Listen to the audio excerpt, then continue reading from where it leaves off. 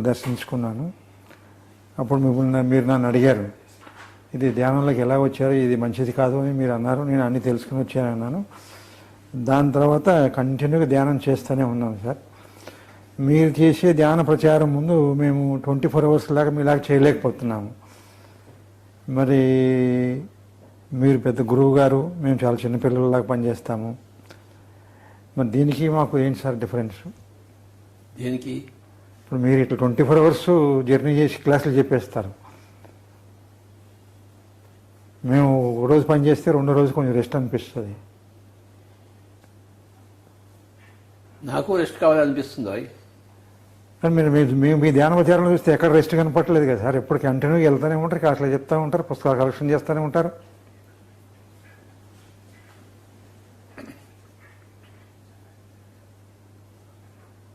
నేను సమయం వేస్ట్ చేయను, సమయాన్ని ఉపయోగించుకుంటాను. ప్రతి క్షణము నాకు ఉపయోగించుకుంటాను.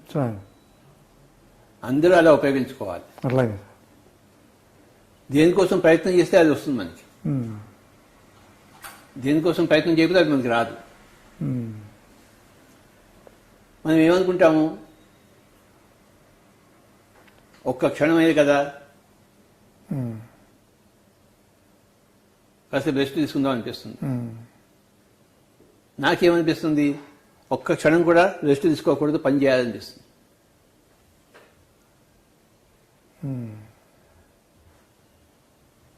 రెండు కరెక్టే, పని చేయడం కరెక్టే, రెస్ట్ తీసుకోవడం కరెక్టే.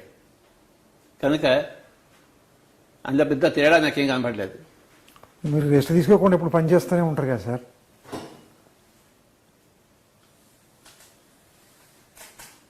రెస్ట్ తీసుకోకుండా ఎవడు పని చేయడా? రాత్రి ఇప్పుడు రెస్ట్ తీసుకుంటున్నాం కదా, నిద్రపోతుందా హాయిగా.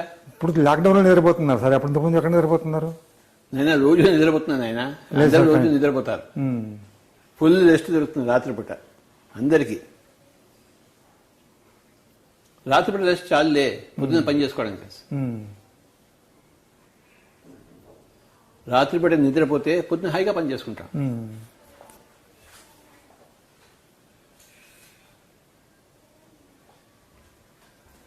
మీరు ఎందుకు వచ్చారు ధ్యానంలోకి చెప్పండి.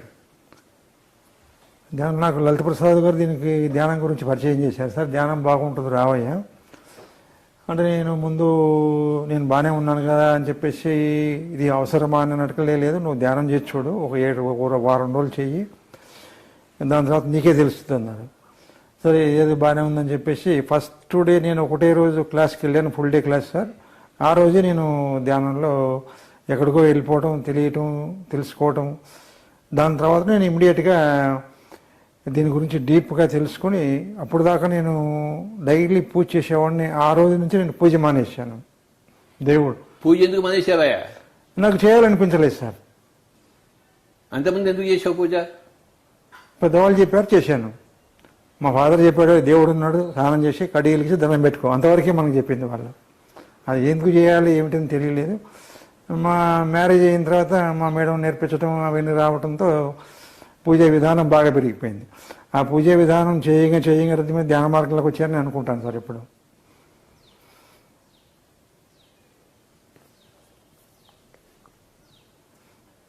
మనం ఎందుకు పూజ చేయకూడదంటే,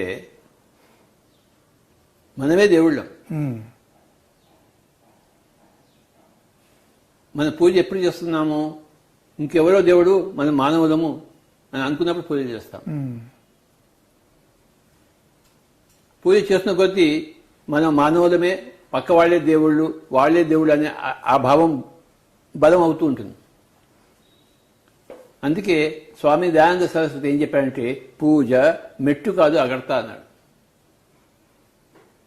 ఆయన అది అగడతాది అంటే నిన్ను అజ్ఞానంలోకి తోసేస్తుంది. ఏమిటి అజ్ఞానము?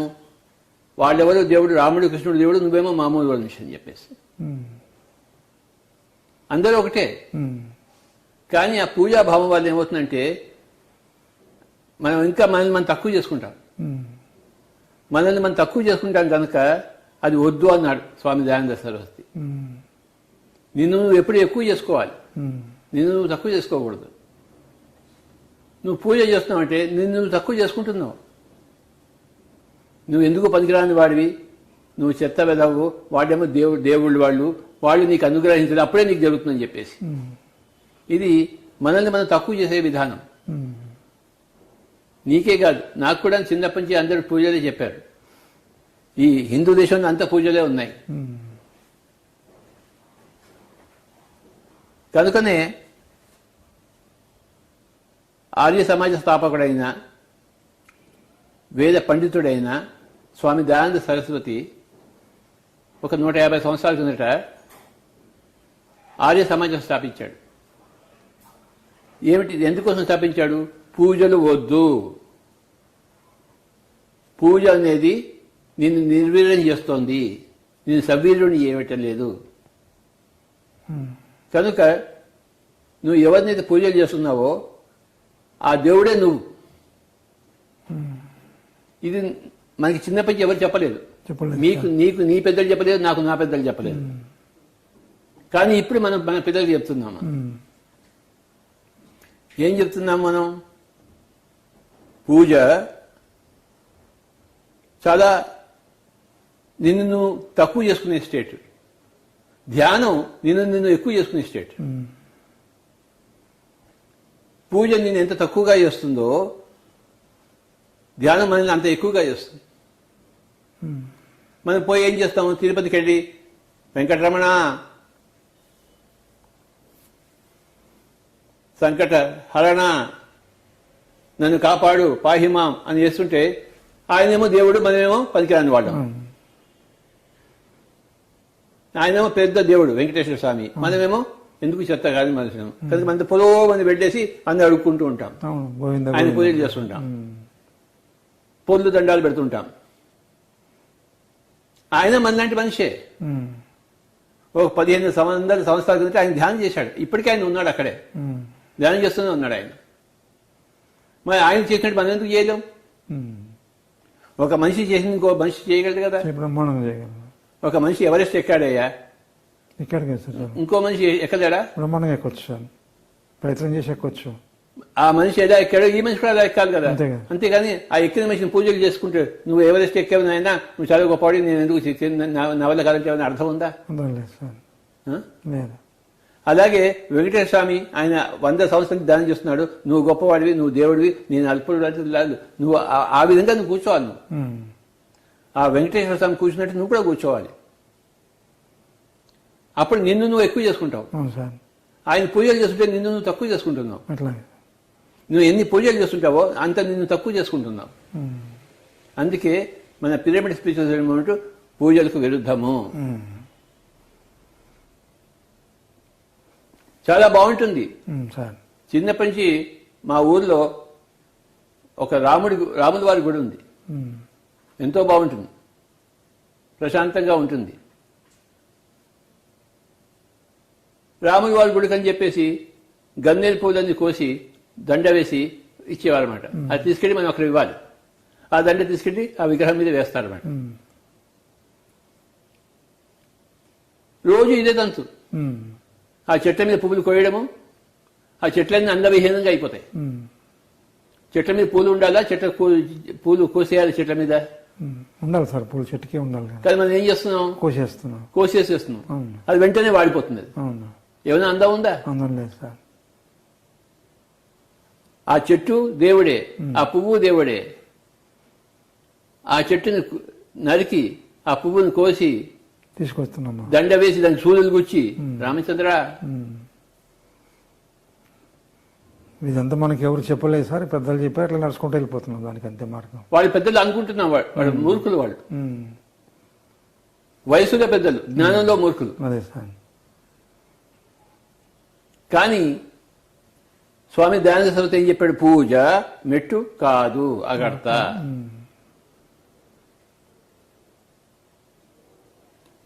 ఉత్తర గీతలో శ్రీకృష్ణుడు వారు చెప్పారు. ఏం చెప్పారు చెప్పు? పూజా కోటి సమం స్తోత్రం. కోటి పూజలైతే ఒక స్తోత్రంతో సమానం. స్తోత్రం అంటే ఏంటి? ఓ రాముడా, నువ్వు గొప్పవాడు, నువ్వు దివ్యలోకం నుంచి వచ్చావు, నువ్వు దైవాచ సంబుద్ధుడివి, నువ్వు అవతారము, నేను మొక్కుతున్నాను, నన్ను రక్షించాలి. స్తోత్రం చేయడం. కోటి పూజలు ఒక స్తోత్రానికి సమానం. అవును సార్. కోటి స్తోత్రాలు ఒక జపానికి సమానం. ఆ? ఒక జపం. ఒక జపం. జపం. రామ్ రామ్ రామ్ రామ్ రామ్ రామ్ అంటే జపం. కోటి స్తోత్రాలు ఒక జపానికి సమానం అని చెప్పాడు. కోటి జపాలు ధ్యానానికి సమానం. ఒక ధ్యానానికి సమానం. చూసారా మరి? అందుకని ధ్యానమే గొప్పది. కనుక మనం ఏం చెప్తున్నాము? పూజలు నువ్వు గొప్ప అనుకున్నావు, కానీ అది గొప్ప కాదు. అది చాలా కనిష్టము. నేను కనిష్టమే చేస్తుంది, అది నేను తక్కువగా చేస్తుంది. నువ్వేమో ఆ చెట్ల మీద పూలు నరికేస్తున్నావు, అదే గొప్ప పని చేస్తా అనుకుంటున్నావు. ఏమీ గొప్ప పని చేయటం లేదు, చాలా తప్పు పని చేస్తున్నావు. ప్రకృతిని పరిహసిస్తున్నావు.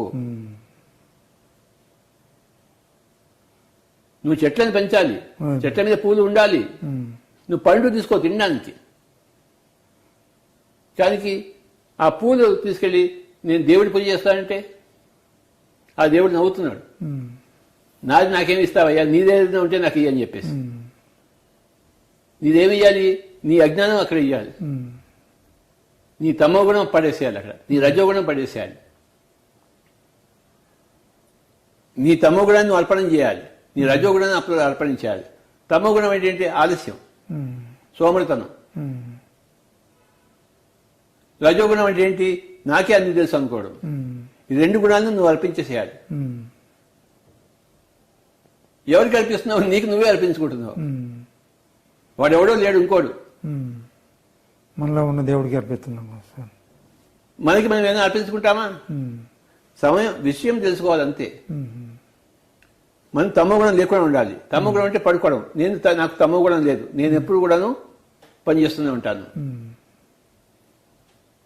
నాకు రజోగుణం లేదు, నాకు అన్ని తెలుసు అనుకో. నేను అన్ని పుస్తకాలు అన్ని చదువుతుంటాను. నేను 1,00,000 పుస్తకాలు చదివాను. ప్రతి ఒక్కరి దగ్గర నేర్చుకుంటాను. అందరితో నీకు నేర్చుకునే గుణమే రజోగుణం లేని గుణం.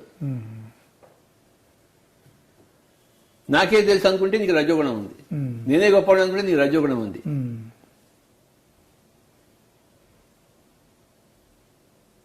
ఎక్కువ నిద్రపోతుంటే పని చేయకుండా ఉంటే తమో గుణం. కనుక నువ్వు తమో గుణం లేకుండా చూసుకోవాలి, రజోగుణం లేకుండా చూసుకోవాలి. నీ దైవత్వాన్ని నువ్వే గుర్తించాలి. ఎవరో వేరే దైవానికి మన శరణు కాదు. చాలా మంది భక్తి యోగం అంటారు. అది భక్తి అనేది రోగం. భక్తి అనేది రోగం తెలియదు. ఆ రోగికి ఆ రోగం అని తెలియదు.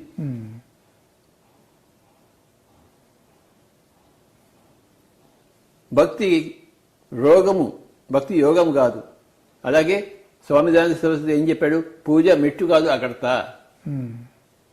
మనం ఏమంటాం? భక్తి అనేది యోగం కాదు, రోగము. ఇది అందరికీ వికృతంగా అనిపిస్తుంది, విపరీతంగా అనిపిస్తుంది. ఏమిటయ్యా నువ్వు మన హిందూ సంస్కృతికి విరుద్ధంగా ఉన్నావని చెప్పేసి. నేను చెప్పడం కాదు, స్వామి దయానంద సరస్వతి చెప్పాడు. ఏమని? పూజ మెట్టు కాదు అగడతా అని చెప్పేసి. సత్యం ఎవరు చెప్పినా ఒకటే. బుద్ధుడు పూజలు చేశాడా? చేయలేదు సార్, చేయలేదు. మరి బుద్ధుడికి బుద్ధి లేదా? ఆయన తెలుసుకున్నాడు, చేయలేదు సార్. ఆయన ధ్యానం చేశాడు కదా సార్. బుద్ధుడు కూడా హిందూ దేశంలోనే పుట్టాడు, హిందువుగానే పెరిగాడు. కానీ ఆయన ధ్యానాన్ని కనుక్కున్నాడు. పూజలు చేశాడా? చేయలేదు సార్. అక్కడ పూజలకు విరుద్ధం బుద్ధుడు. నువ్వు ధ్యానం చేయవయ్యా అంటాడు.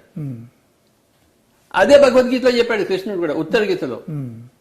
కోటి పూజలు ఒక స్తోత్రంతో సమానము, కోటి స్తోత్రాలు ఒక జపంతో సమానము, కోటి జపాలు ఒక ధ్యానంతో సమానం. నువ్వు కోటి జపాలు ధ్యానాలు చేస్తే లయం వస్తుందని చెప్పాడు. లయం అంటే ఏంటి? నీవు నీలో నయం అవుతావు. నీ అజ్ఞానం నీ సుజ్ఞానంలో లయం అవుతుంది. నీ తమోగుణము, నీ రజోగుణము, నీ సాత్విక గుణంలో లయం అవుతుంది. నీ శుద్ధ సాత్వికంలో లయం అవుతుంది. నీ నిర్గుణంలో లయం అవుతుంది.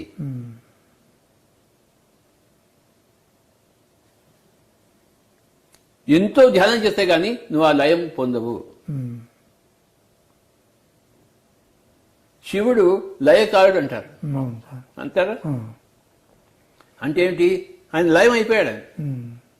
ఆయన ఇంకో మిగలలేదు, ఆయనకి కూడా మిగలలేదు. ఆయన లయం అయిపోయాడు, తనలో తాను లయం అయిపోయాడు. మనం దేంట్లో లయం అవుతాం? డబ్బులో లయం అవుతాం. వాడు నన్ను సరిగ్గా చూస్తున్నాడో లేదా అని లయం అవుతాము. పెళ్ళ మీద లయం అవుతాం, మొగుడి మీద లయం అవుతాం, పిల్లల మీద లయం అవుతాం, ప్రపంచంలో లయం అయిపోతాం, మాయలో లయం అవుతాం. శివుడు మాయలో లయం అయ్యాడా? లేదు సార్, కాలేదు. మరి దేంట్లో లయం అయ్యాడు? అంత ధ్యానంలో తనలో తాను లయం అయ్యాడు.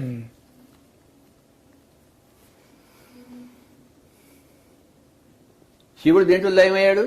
తనలో తాను లయం అయ్యాడు. మరి ప్రాపంచికులు మాయలో లయం అయ్యారు. వాడు నన్ను తిట్టాడు, వాడు నన్ను కొట్టాడు,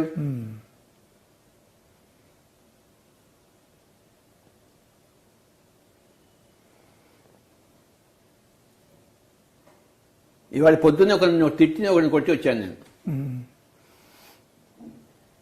ఇవాళ పొద్దునే నేను తిట్టాను, నేను కొట్టాను చెప్పి వాడు బాధపడితే వాడు ఇంకా మాయలో ఉన్నాడు అన్నమాట. అర్థమైందా? నేను ఎప్పుడైనా కొట్టాను? నేను చాలా సార్లు కొట్టారు సార్. కొట్టానా? చాలా సార్లు కొట్టారు. అబద్ధం ఆడకాయ నువ్వు. అబద్ధం ఏం లేదు సార్, మీరు చాలా సార్లు కొట్టి నేనేం ఫీల్ కాలేదు సార్ దాని గురించి. మనల్ని అయితే తప్పని కొట్టి ఉంటారు, సరి చేసి ఉంటారు అనుకుంటాను సార్. ఎప్పుడు నేను నిజంగా చెప్పాను, నేను కొట్టాను. నువ్వు ఎంత పెద్ద మనిషి కాదు, నేనేలా కొడతాను? చాలా సార్లు కొట్టారు సార్. పెద్ద ఏముంది సార్, మీరు గురువు, నేను శిష్యుడిని. నువ్వు బాధపడ్డావా? నేను ఎప్పుడు బాధపడలేదు సార్. నేను ధ్యానం తెలుసుకున్నాను, ధ్యానం చేశాను, అని తెలుసుకున్నాను. నువ్వు బాధపడితే మాయలో లయం అయినట్టు నువ్వు. నేను ఎప్పుడు బాధపడలేదు సార్. నువ్వు బాధపడితే నీలో నువ్వు లయం అయినట్లే. సార్, చిన్న ఒక క్వశ్చన్ అడుగుతాను. అయ్యా, మేము ధ్యానం చేసుకుని అందరికీ ధ్యానం నేర్పిస్తూ ప్రచారం చేస్తాం సార్. 40 రోజులు క్లాసులు పెట్టినప్పుడు స్టార్టింగ్ 150 మంది వస్తారు. 41 రోజుల తర్వాత 10 మంది, 20 మంది, 30 మంది దాకా ఉంటారు. ఇట్లా జరుగుతుంటుంది. ఏదో ఇమ్మీడియట్గా తెలుసుకోవాలని చెప్పేసి ఏదో మనకి ఏటీఎం కార్డు పెట్టిన డబ్బులు రావాలన్నట్టుగా ఆలోచిస్తారు, తర్వాత డ్రాప్ అయిపోతారు. ఎందుకు సార్ జనాల కారణం ఇది? బాబు, అందరు నీలా ఉండరయ్యా. భగవద్గీతలో ఒక శ్లోకం ఉంది, మనుష్యానాం సహస్రేషు కశ్చిత్ యతతి సిద్ధయే యతతామపి సిద్ధానాం కశ్చిన్ మాం వేత్తి తత్వతః. అంటే వేల కొద్ది మనుషుల్లో కొంతమందికి పర్ఫెక్షన్ కావాలి. అలాంటి కొద్ది మనుషుల్లో కొంతమంది లయం అయిపోతారు, తమలో తాము చేరిపోతారని చెప్పాడు. కనుక నువ్వు పర్ఫెక్షన్ కోసం ఉన్నావు కనుక నువ్వు అందులో ఉన్నావు. అందరూ మెల్లిగా వస్తారు, తొందర ఏముంది? ఈ జన్మలో కాకపోతే ఇంకో జన్మలో వస్తారు. నువ్వు గత జన్మలో ధ్యానం అయ్యావా? మరి అప్పుడు ఎందుకు కాలేదు నువ్వు? చెప్పేవాళ్ళు ఎవరు లేకపోవడం. మరి నువ్వు గత జన్మలో ఉన్నట్టే ఇప్పుడు వాళ్ళు ఈ జన్మలో ఉన్నారు. తేడా ఏముంది? వాళ్ళు వచ్చే జన్మలో అవుతారు. ఏమీ పర్వాలేదు నాయన. వచ్చిన వాళ్ళు వచ్చినట్టు లెక్క, రాని వాళ్ళు వస్తారని లెక్క.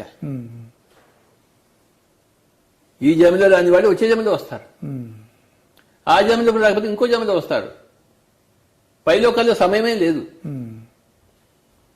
ఈ కింది లోకంలో సమయం ఉంది, పైలోకంలో సమయం లేదు. ఇలా అంటే ఒక జీవితం అంతా అయిపోతుంది. జీవితం క్షణభంగురము అన్నారు. ఆ పైలోకాల్లో క్షణమే అది. ఈ మనం ఇంత పెద్ద జీవితం ఆ పైలోకంలో ఒక క్షణం కూడా కాదు అది. కనుక వాడికి ఆలస్యము, లేటు ఇవన్నీ ఏమి లేవు. మనకి ఇక్కడ ఉన్నాయి ఇవన్నీ. వాడు ఇంకా రాలేదే ధ్యానంలో అని చెప్పేసి పైన వాడికి ఇవన్నీ హాస్యాస్పదాలు. సమయం అనేది లేదు పైలోకాల్లో. ఈ భూలోకంలో సమయం ఉంది కనుక తొందర ఏం లేదు నాయన. ఇవాళ కాకపోతే రేపు, రేపు కాకపోతే ఎల్లుండి. ఇక్కడ ఈ భూలోకంలో ఎల్లుండి, రేపు. ఆ పైలోకంలో క్షణం కూడా కాదు అది. కనుక నువ్వు ఎన్ని జన్మలైనా తీసుకో, ఎంత కాలమైనా తీసుకో, నీ ఆట నువ్వు ఆడుకో అని చెప్తుంది సృష్టి. ఏమీ తొందర లేదు నాయన. 3 ఉన్నాయి. తొందర లేదు, నో హర్రీ. రెండోది నో వరీ. వరిని తెలుగులో ఏమంటారు?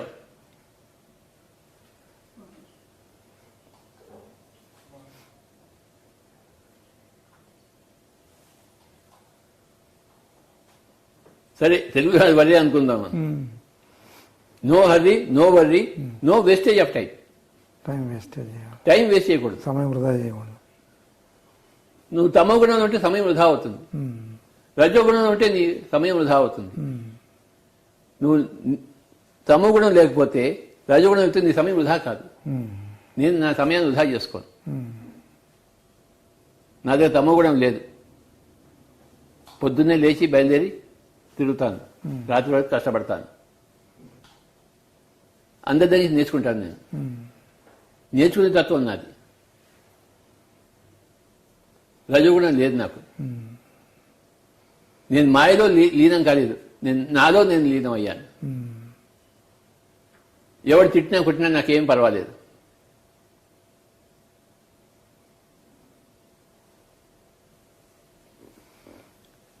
సార్ మరి మీరు ఏ క్లాస్ చెప్పినా శాకాహారం గురించి చెప్తారు కదా సార్. మేము శాకాహార ర్యాలీలు చాలా అనంతంగా చేశాము.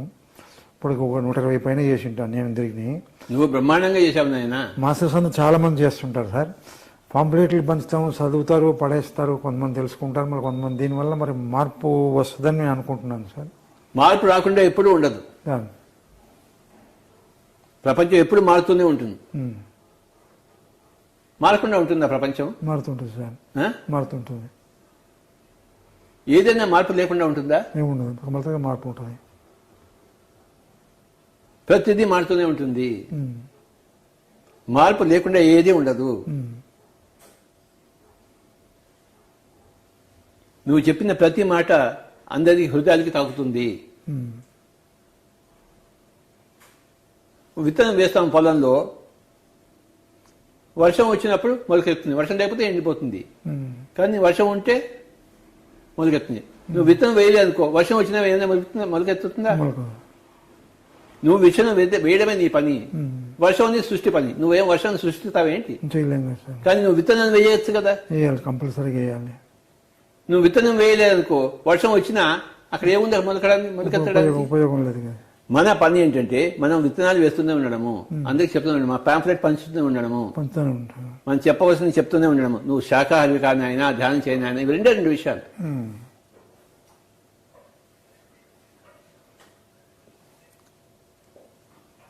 ధర్మాన్ని ఆచరించు, సత్యాన్ని తెలుసుకో. మనం విత్తనం వేస్తూనే ఉంటాం. నేను 40 సంవత్సరాల నుంచి విత్తనం వేస్తుండడం వల్ల కదా ఇన్ని మొక్కలు వచ్చాయి. సార్ మీరు వేస్తున్నారు, మీరు చెప్తున్నారు, మేము వింటానే ఉన్నాం సార్. మరి ప్రపంచం అంతా వింటుంది ఇంకొక 10 సంవత్సరాల్లో. మనం విత్తనం వేయకపోతే లాభం లేదు. విత్తనాలు వేస్తూనే ఉండాలి. అవి మొలకెత్తుతాయా లేదా మనకు అనవసరం. వాటి సమయం వచ్చినప్పుడు అది మొలకెత్తుతుంది. ప్రతిదానికి సమయం వస్తుంది. రాకుండా ఉంటుందా? తప్పకుండా. నీకు వచ్చింది కదా. వచ్చింది సార్. నువ్వు చిన్నప్పుడు అనుకున్నావా నువ్వు ఇలా వస్తావని? తెలియదు సార్, నాకు ఎవరు చెప్పలేదు, తెలియదు సార్. నీకు తెలిసినాక ఇంకా నేను ఆగలేదు. నువ్వు తెలిసినప్పటికీ నువ్వు ఎన్ని విత్తనాలు చల్లావు? కొన్ని వేలు చల్లి ఉంటాను సార్. కొన్ని లక్షలు చల్లి ఉంటావు. ఉండొచ్చు సార్, ఉండొచ్చు సార్. కొన్ని లక్షలు చల్లి ఉంటావు నాకు తెలిసి. ఉండొచ్చు సార్. అలాగే ప్రతి పిరమిడ్ మాస్టర్ కూడా సార్ కొన్ని లక్షలు జల్లి ఉంటాడు కదా. పక్కా జల్లి ఉంటారు సార్. అవన్నీ ఆ విత్తనాలన్నీ మంచి నీళ్ళలో పడినప్పుడు వెంటనే మొలుగుతాయి. మంచి నీళ్ళు కానప్పుడు కొన్ని సంవత్సరాలు ఉంటాయి, కొన్ని జన్మలు ఉంటాయి. కానీ ఆ జన్మలు ఉన్నా కూడా నువ్వు విత్తనం వేసిన పొలం వేరు, విత్తనం వేయని పొలం వేరు. కనుక కొన్ని జన్మల తర్వాత అది మొలకెత్తుతుంది. ఏ జన్మ అయినా ఒక క్షణం మాత్రమే అని చెప్పాను కదా సార్. పైలోకానికి ఇవన్నీ క్షణాలే, అసలు సమయమే లేదు అక్కడ. ఇక్కడ నువ్వు విత్తనం వేయడం చాలా ముఖ్యం. ఏదో ఒక రోజు ఏదో ఒక జన్మలో వాడికి పరిస్థితి వస్తుంది. ఆ పరిస్థితి వచ్చినప్పుడు వాడు మార్పు వస్తుంది సార్, తప్పకుండా మారుతాడు. వాడు పుష్పిస్తాడు, ఫలిస్తాడు. మరి ఫలం వచ్చినప్పుడు మళ్ళీ వాడు కూడా ఎన్నో విత్తనాలు తయారు చేస్తాడు. ఒక విత్తనం నుంచి ఒక ఫలం వస్తుంది, ఫలం నుంచి మళ్ళీ ఎన్ని విత్తనాలు వస్తాయి? చాలా వస్తాయి సార్. ఈ సృష్టి క్రమం చాలా సజావుగా జరుగుతోంది ఆయన.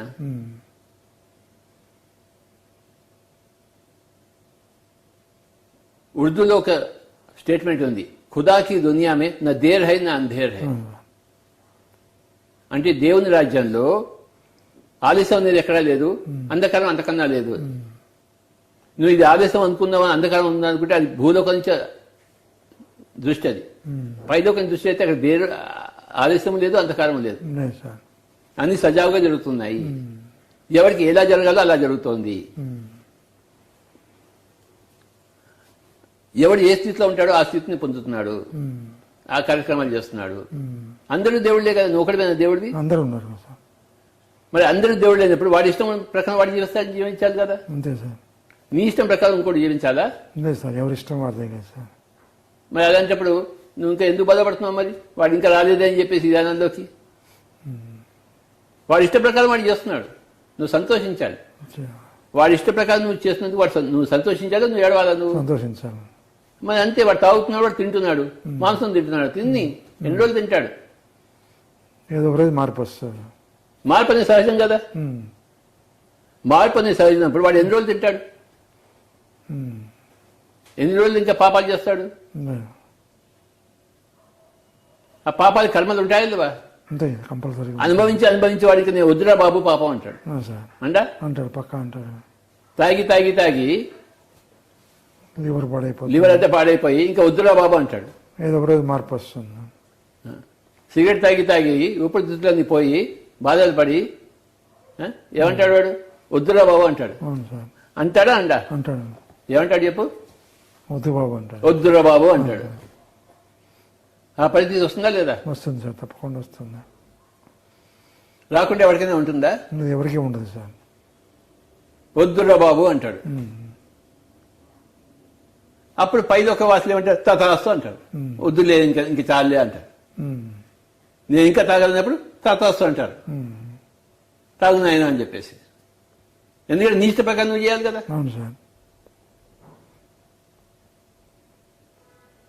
పైన ఉన్న వాళ్ళు తథాస్తు దేవతలు అంటారు. తథాస్తు అంటే ఏమిటి? ఆశీర్వాదం లాంటిది. కాదు. తథా ఆ విధంగానే ఉండు. తథాస్తు అంటే ఆ విధంగానే ఉండు. నేను తాగాలి, ఆ విధంగానే ఉండు. నేను వాడిని చంపాలి, పొడవాలి, ఆ విధంగానే చేయి. పొడు, చంపు, నరుకు, నీ కోరిక నువ్వు తీర్చుకో, దాని ఫలితం అనుభవించు.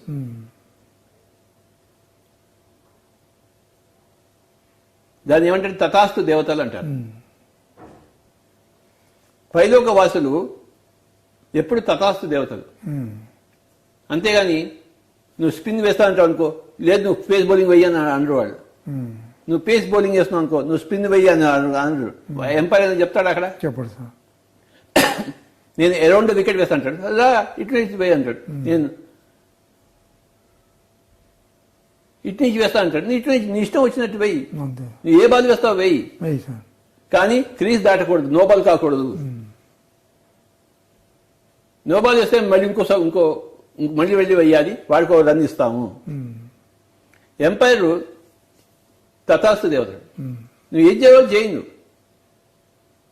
నువ్వు 10 నోబాల్స్ ఇస్తావు అనుకో, 10 సార్లు నోబాల్ అంటాడు. అంటాడా? నువ్వు నోబాల్ వేయొద్దని చెప్తాడా? చెప్పడు సార్. లేదు నువ్వు స్పిన్ వెయ్యి అని చెప్తాడా? చెప్పడు. ఏం చెప్పాడు? ఏమైనా సజెషన్ ఇస్తాడా? చెప్పడు. ఏం చెప్పాడు? వాడు చూస్తా కూర్చుంటాడు. భూలోక వాసులు ఏం చేస్తున్నా కూడా పైలోక వాసులు చూస్తూ కూర్చుంటారు. ఆయన చూస్తూ కూర్చుని ఏం చేస్తారు? అలానే చెయ్యి అంటారు.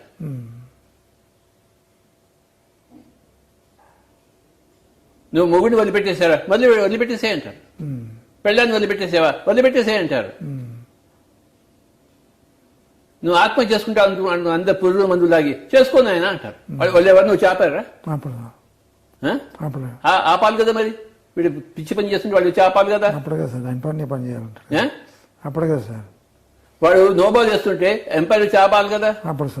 ఆపుతాడా? వేసుకో, నోబాల్ వేసుకో అంటాడు. ఇలా చూస్తుంటాడు వాడు. వాడు క్రీజ్ దాటాడు కదా, నోబాల్ ఇలా అంటాడు. అంతే. నువ్వు ఆత్మహత్య చేసుకున్నావు అనుకో, చేసుకొని ఇస్తాడు.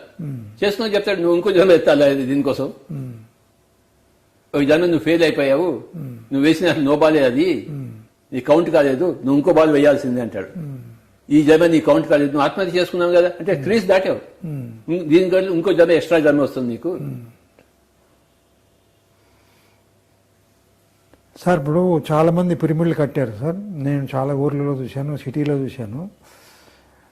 కట్టేసి దానికి ధ్యానం చేయకుండా కూడా వదిలేసినవి ఉన్నాయి. కొంతమంది కడదామని రెడీ అయితే భార్య వద్దంటాం, భర్త వద్దంటాం, ఇది జరుగుతుంది. ఎవరు ఏది చేసినా ఒకటే నాయన, వాడు ఎలా చేశారు ఇలా చేశారు నీకెందుకు గోలా. ఇప్పుడు కడదామని ముందుకు వస్తారు సార్, వెనకాల ఎవరు లాగేస్తారు, ఆగిపోతున్నాయి ఎట్లా అని. బాబు ఇంకో జన్మలు తీసుకుంటారు, తొందర ఏమిటి నీకు? నీకు తొందర ఏమిటాయా? వాళ్ళు ఇలా ఉండాలి అలా ఉండాలి, నీకెందుకు గోలా? నువ్వు చేసే పని చెయ్యి, అందరితో ఆపుకో. వాళ్ళ గురించి నువ్వు ఆలోచించమాక. వాళ్ళ గురించి నువ్వు ఆలోచిస్తే నీ సమయాన్ని వృధా చేస్తున్నావు. నేను ఎప్పుడు ఇంకోటి గురించి ఆలోచించను, నా సమయాన్ని వృధా పరుచుకోను. నా సమయం పని కోసం ఉంది, వృధా ఆలోచనల కోసం కాదు. పక్క వాళ్ళని దుయ్యబట్టడం కోసం నా సమయం కాదు.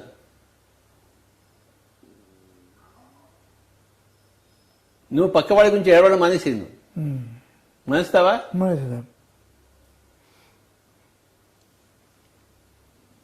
ఇంకా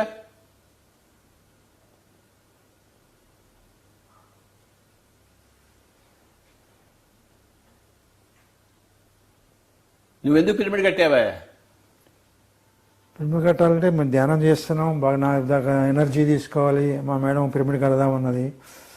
అలా అనుకున్నాక అనుకున్న 1 ఇయర్ కట్టాం సార్. కంపల్సరీ కట్టాలి, ధ్యానం చేయాలి. మీరే వచ్చి ఓపెన్ చేశారు దాన్ని. ఆ పిరమిడ్ లోపల మళ్ళీ 108 శ్రీనివాస్ గారు మళ్ళీ 36 పిరమిడ్లు పెట్టి బ్రహ్మాండంగా తయారు చేశారు డిజైన్. పూర్వకాలంలో సార్ మనకి ఏం చెప్పేవాళ్ళంటే ఇల్లు కట్టి చూడు అని చెప్పేవారు.